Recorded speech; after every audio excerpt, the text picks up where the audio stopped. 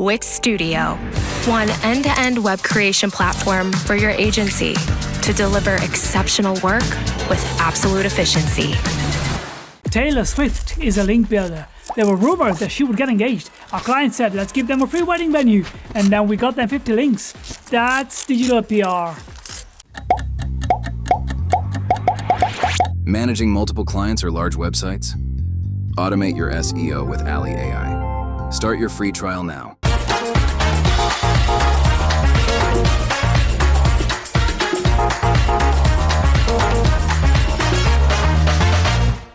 Well, the good news was I didn't fall up those steps, which I was worried about all morning, so that's the result. But firstly, thanks, Daniel, for that fantastic introduction. I feel really privileged to be in front of you also. Thanks for taking the time. I'm also really privileged because I get to work with some absolutely fantastic brands. And the point of this slide is how broad all these brands are. Everyone from automotive, healthcare, agencies, universities, dental, care homes, it's really broad. But the one thing that pulls them all together is they all struggle to understand the impact of the customer journey and understand what's working and what isn't working within their marketing mix. How can they see all these complicated journeys in one place?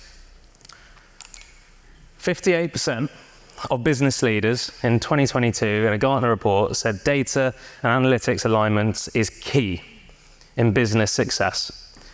Marketers are no longer needing to stand alone. Data is more important than ever before. And what we're going to try and do today is unlock it. We're going to be as transparent as we possibly can because we know the data we collect in the marketing function is really powerful. So why is this talk called Winning with SEO? Firstly, SEO, we know it drives some fantastic organic traffic. It does. We know journeys are really complicated. Just think about the last thing you bought. Think about whether you spent 50 quid or whether you spent 500 or £1,000. It's complicated. You're reading review sites, you're reading blogs, you're clicking PPC ads, you're on Facebook, you're on Trustpilot, you're on loads of review sites. It's getting more and more complicated to understand how our audiences are engaging with these brands. So hopefully what we'll go through is we'll go through how to measure it, how to report it, and how to change it. Now, MediaHawk, we're kind of at every single stage of the customer journey. We plop a little piece of code on the site. So every visitor that lands on the website is cookied. And in essence, we can track every engagement.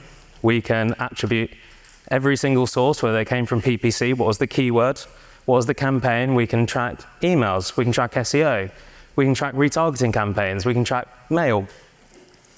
But what we can also do is we can track the acquisition. Was it online, was it offline? Was it a CTA, was it a form fill? Was it live chat? We can report it all and we can place it all in one place. We're not selfish though, we send that data to other places, Adobe, GA4, the list really does go on CRM systems. But the whole point of us is being able to close the loop. And closing the loop is the point of attribution. We can import sales data and we can allocate sales data and attribute it back to each source. So the traffic from PPCs generated X amount of revenue. The traffic from emails generated X amount of revenue. But one thing we do with our niche is we can also track the phone calls. And we do this by providing every unique visitor that lands on the website a unique telephone number.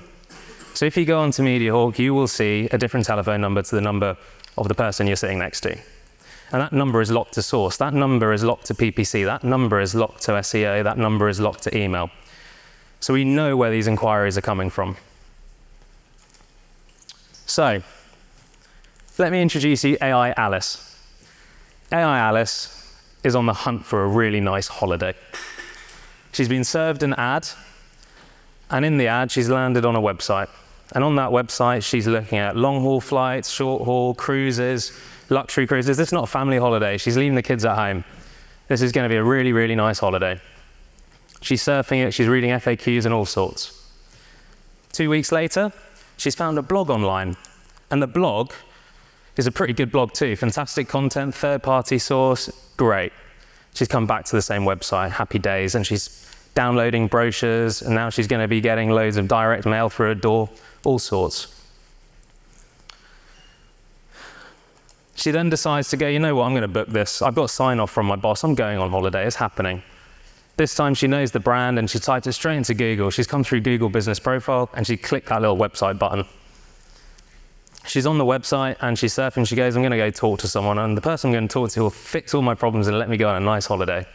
Talks to a salesperson, and then she still goes back to the website and engages. This is only a 3-stage journey. It's not very complicated. But actually, there's loads of different touch points. There's loads of different engagement points. There's loads of CTAs. There's a phone call in there. So we need to pull in all that data into one place. We need to align it. We need to see it in a nice way so we know what's affecting the journey, what isn't. But what MediaHawk does, it allows us to send data to GA4. It allows us to send data to Google Ads. So that conversion, in the very first instance, we can send back to Google Ads if we wanted to. We can pull data in from Google Ads. We can start seeing true ROI in one place. And that's the purpose of reporting. So, 2 strategies that we're going to try and look at today in the remaining minutes. And what we'll do is we'll cover off attribution and we'll move into AI-powered speech insights. This was the first ad that ever hit the internet. 1994, and it cost $30,000, and it lasted 3 months. There was 11 million internet users at that time, and it had a 44% click-through rate. That's epic. I want that rate. But I tell you what, that was where tracking was born. 7 years later, Urchin came about. And Urchin created the Urchin tracking module, the famous UTM. It was so good, a few years later, Google said, you know what, we're going to buy you. And they launched Google Analytics. A little company called MediaHawk formed, and we had a really cool logo. We had a hawk in it. The point of this story is today, 20 years later, GA4 is telling us to add UTM parameters to identify campaigns for referral traffic. Same tech 20 years ago. No hawk in my logo. So, today is not a UTM masterclass. It should just be a reminder to check your UTMs. Think about them. Are your UTMs in all the right places? Not just where you're spending money, but on those referral sites where you know you are listed on, which you may not pay for. Double check it, because we need to track every single source of traffic that's coming everywhere. And the point of this is, even if you don't have MediaHawk, you can do this today. You need to have good takeaways from this talk, so hopefully this will be one of them. Now, in MediaHawk, there's 40 reports, there's loads of custom reports, and I'm not going to go through all of them because you'll get nearly as bored as I will. But the point of what I'm going to try and show you is a report that you can replicate yourself just with the UTM tags to start closing the loop. Its attribution is, at the end of the day, what we want to achieve here. So on the right-hand side, I've got every single UTM campaign that's running. It's integrated with Google, so we get that data. Happy days. We've closed the loop and we've attributed the revenue to the individual sources, which is great. The MediaHawk bit is in the middle, where what we do is we can tell you how many calls has come from those individual UTMs. We can also tell you how many of them were in visit, how many of those visits happened and what was the total visitors, how many of them were unique. Are people writing the telephone number down and ringing it later because they're at work and they're like, oh, I'll do that at lunch? That's what it is. But the main metric here to look at is VCR. We know the conversion rates for form fills. We know the conversions. How do we give a conversion to phone calls? We don't, until you use a VCR, which is a visitor call ratio. How many visitors do you get who pick up the phone? And the point of it is, we're in a reporting session. If you've got reports, we've got to do something about it. It's not just proving, it's about taking learnings and then reapplying. So for instance, the email campaign had X amount of phone calls and generated X amount of sales. Great. But how does that compare? We've got to keep benchmarking. We've got to take a report, benchmark, take the learnings and reapply it. Using UTMs is a great place, but using the conversion metrics that you've got to consistently tweak your marketing is really important. Today's about the impact of the journey. We all know first click, we all know only click, we all know last click. But what we don't know is what happens in the journey. Let's go back to AI Alice and think what she did. She clicked PPC, she went onto a blog, and then she came to the site via Google Business Profile, where she converted on a phone.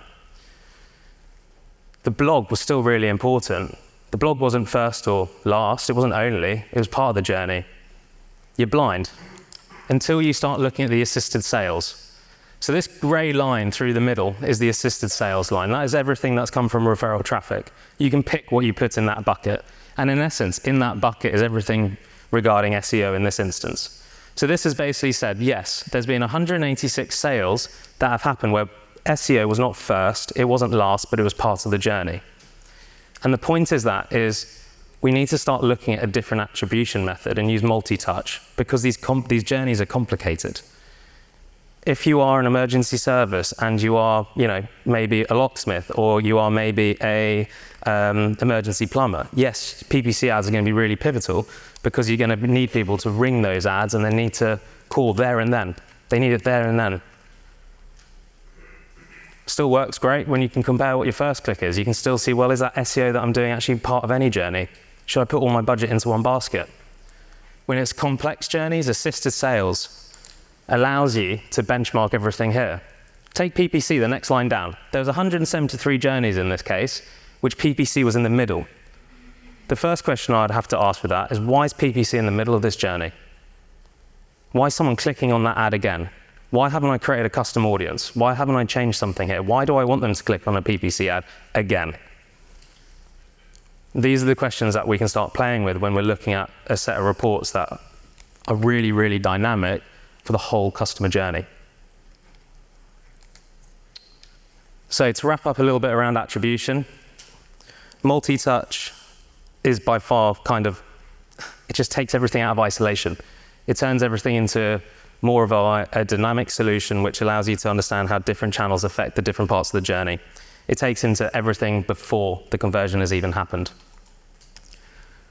Obviously, I'm going to say call tracking does improve attribution, and the reason it does, though, when you look at it, is because you can link phone calls to specific campaigns, whether it's SEO, whether it's PPC, whether it's keywords. The fact we can say, okay, well, this keyword's generated you 100 phone calls, 50 grand's worth of revenue. That's why it's so powerful, because it is part of the journey. You can attribute form fills, but how are you attributing phone calls at the moment? And finally, it's all about breaking away from cannibalism. PPC and SEO need to work in tandem. No more do they need to eat each other up, and no more do they need to kind of be in their own silos. By working together, the strategies are much stronger.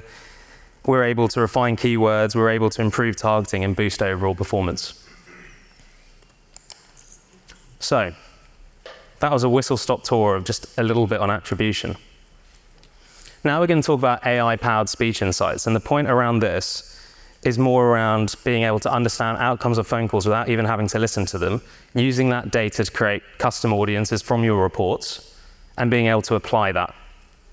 It's also looking at customer behaviors and thinking, okay, well, what are the long tail words that people are saying on these phone calls? Do I need to change my content? So let's jump in. Now, I'm going to show you some granular stuff first in the sense of how we collect all the data. So the data that we originally collect in the first instance is on a call record. And in this scenario, I've got a care home who is looking at placing, we've got a care home, and in that care home, the caller is a loved one looking to place their dad into a care home.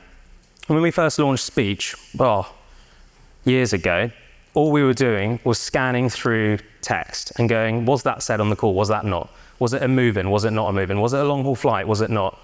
Was it a red car, was it a blue car? Was it a service call, was it not? Because people were wanting to categorize calls to change their custom audiences in Google to sort out retargeting.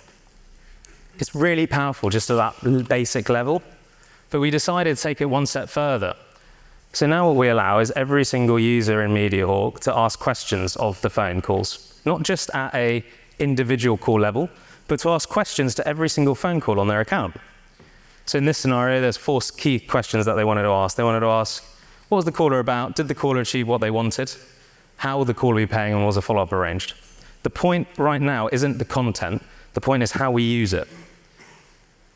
So straight away, from a marketing point of view, we know that this lead was a lead because it was looking to arrange some care. We know the caller had good satisfaction because we achieved what they wanted, and we understand the type of funding. It's self-funding. If you're in automotive, it could have been cash purchase or PCP or lease.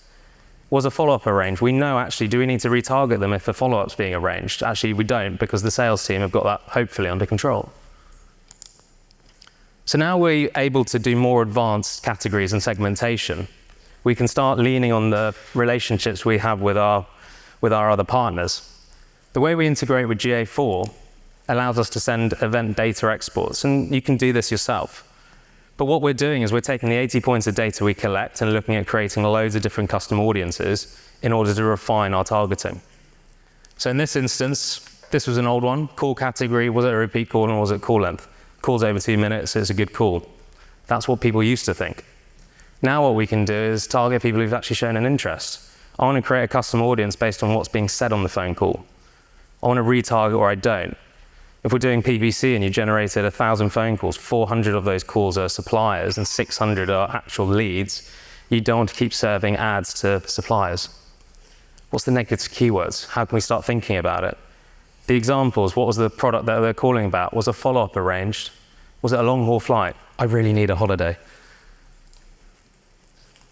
So, to wrap up speech, it definitely helps identify new content opportunities because we can identify when someone picks up the phone on the web page. If they're looking at FAQs, but every question they ask when they ring up isn't on your FAQ section, straight away you've got some new content that you can write. Keywords and guiding content creation is really good with speech. Voice search optimization. We all talk to Siri or Alexa or any of the bots that are out there. And we've got to think about how they can engage with us now and think about what's the terminology that people are using when they search generally. So if we can take any insights from phone calls we already have and understand the natural language that's being asked when people ring up, we can start applying that to our content. We can start applying that to our campaigns that we're running. And finally, optimizing paid search campaigns. For me, this is one where we're in a really clean position to start going what's working and what isn't.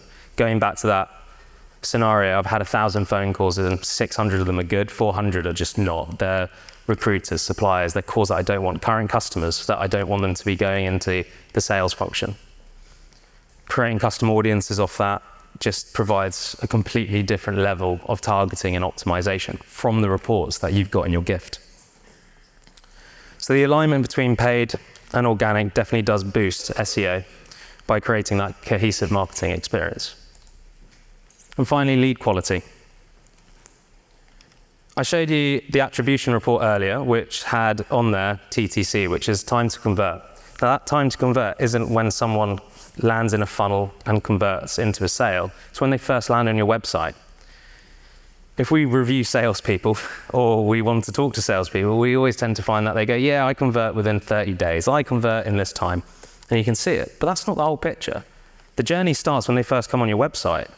Think about AI Alice. Her journey started 3 weeks before she even ever spoke to a salesperson. So your real time to convert isn't when it hits a funnel. It's when they hit your website. So we need to capture that from the beginning, and we need to understand how that progresses through the conversation. So understanding lead quality, understanding how sales individuals respond to it using speech is really powerful. So, last slide. And I'm well on time, so you'll be happy.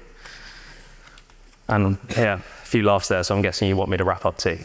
So, keyword research drives SEO, but call tracking takes it further. It's all about discovering new keywords, content based on real customer conversations. It's a channel that can get overlooked quite a lot of the time, but the insights you get is huge, not just for keywords, but for content creation and so much more. Page relevance. The fact that we know where people are ringing from when they hit your page or where they convert, whether they're filling in form fills, signing up to call to action boxes on the site, is really, really powerful. We know that it's pages, not sites that rank. So we can really refine these pages better. Optimize for conversions, not just visitors. Traffic metrics are fantastic, and they're always the biggest number, but we need to look at those conversions. Focus on form fills, focus on the phone calls, focus on transactions. Think about how we can create different custom audiences based on the reports that we've got in our own power. And then finally, my biggest one is prove that SEO ROI and paid search really very much do align. The alignment enhances SEO and paid in a whole new third dimension. The fact that they just need to work in tandem together will allow you to unlock so much more. Just remember that business leaders, 58% of them see the data that is held as pivotal in changing the structure and the direction of a business. So everything we collect from when a visitor lands on the site, whether it's SEO, whether it's paid, they need to work together. So just break down that silo. And that's me. If you've got any questions, I'll stick around. I'll hand back to Daniel, but I really appreciate it. And thank you. Have a great day at MeasureFest.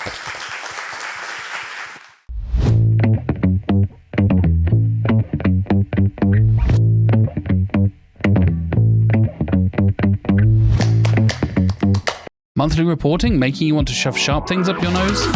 Try Dragon Metrics, the all-in-one SEO software with mind-blowing reporting tools.